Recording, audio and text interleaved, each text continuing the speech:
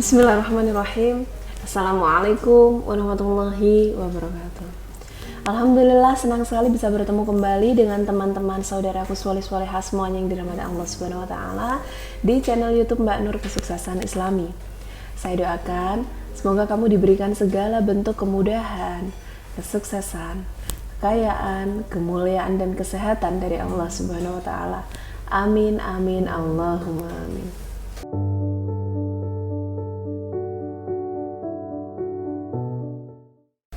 Teman-teman soleh-solehah, kita semua sudah tahu tentang apa itu definisi penyakit ain, yaitu penyakit yang ditimbulkan dari pandangan mata. Dan kemudian bagaimana ciri-ciri atau reaksi tubuh kita ketika terkena penyakit ain. Sudah saya sebutkan semuanya, ada 15 ciri-cirinya. Semoga kalian semua ingat ya, 15 ciri-ciri ketika tubuh kita terkena ain.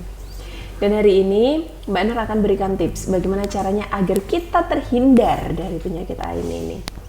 Rasulullah Shallallahu Alaihi Wasallam pernah mencontohkan pada masanya untuk menghindari penyakit ain, maka kita harus berdoa kepada Allah Subhanahu Wa Taala.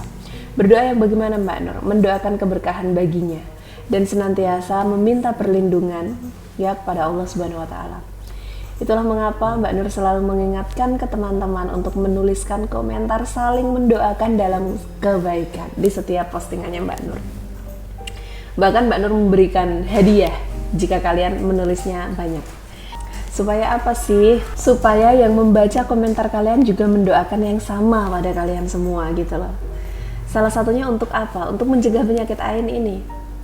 Nabi Muhammad SAW pernah bersabda, jika seorang dari kalian melihat pada diri saudaranya sesuatu hal yang menakjubkan, maka doakanlah keberkahan baginya.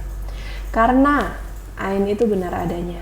Nah, teman-teman harus tahu bahwa banyak hal ya. Hal yang terpenting agar tidak terkena penyakit ain adalah menghindari sifat iri, dengki dan hasad.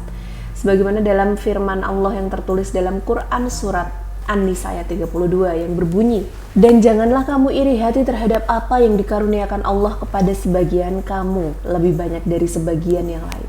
Karena bagi orang laki-laki ada bagian daripada apa yang mereka usahakan, dan bagi para perempuan pun ada bagian dari apa yang mereka usahakan, dan mohonlah kepada Allah sebagian dari karunia-Nya. Sesungguhnya Allah Maha mengetahui segala sesuatu. Nah, bahayanya penyakit ini juga tidak hanya bisa menyerang kita yang sudah dewasa, namun anak-anak kalian yang belum berdosa juga bisa berpotensi terkena penyakit ain. Yang bahayanya juga sama loh. Tapi tidak perlu khawatir. Untuk mencegah itu kita sebagai orang tua harus selalu menyebut nama anak-anak kita dalam setiap doa kita. Doa di waktu apa? Ya doa di waktu apapun, supaya anak kita diberikan keselamatan dunia akhirat, diberikan penjagaan yang luar biasa sama Allah, dijadikan soleh dan solihah, dan doa-doa baik lainnya. Kapan saja waktunya sih Mbak Nur untuk berdoa? Kapanpun, dimanapun. Misalnya setelah selesai sholat, ketika sedang berpuasa, setelah kamu sholawat, setelah kamu zikir, ya. Jangan lupa untuk mendoakan anak-anak kita supaya terhindar dari penyakit ain ini insya Allah. Lantas bagaimana Mbak Nur jika ternyata kita atau anak-anak kita ini terkena penyakit ain? Nah, bagaimana nih teman-teman? Kalau sudah terlanjur terkena penyakit ain, gak mungkin kan kita ke rumah sakit ngomong sama dokter bahwa dokter saya sedang terkena penyakit ain dok, kan gak bisa gitu ya teman-teman. Kalau dokter kan kita harus menjelaskan sakitnya di bagian mana, apa yang dirasakan dan sudah berapa hari gitu kan, ya kan?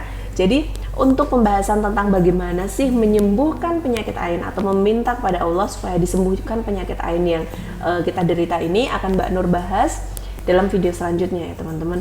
Dan teman-teman jika ingin konsultasi ya tentang bisnis atau usaha atau jodoh dan barangkali masalah rumah tangga, bisa banget untuk hubungi Mbak Nur di nomor ini ya. Insya Allah ketemu solusinya.